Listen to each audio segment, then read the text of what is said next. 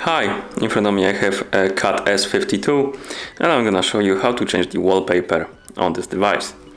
Let's start by opening the settings. To do it, swipe upward from the bottom of the screen, then tap on the settings icon. Once in settings, let's select display and here tap on wallpaper. Now let's select one of the folders, for example wallpapers. And here we have a list of wallpapers. Find the one you like and tap on it. For example, this one. Then tap on set wallpaper. And here you can choose to set it on home screen, lock screen, or home screen and lock screen. Let's tap on home screen in our case. Go back to home screen. And as you can see, the wallpaper changed.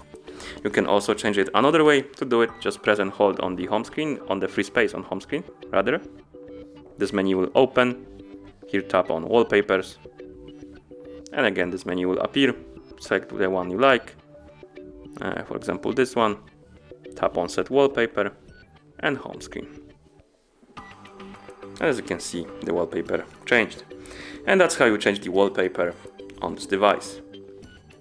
Thank you for watching. If you found this video helpful, consider subscribing to our channel and leaving the like on the video.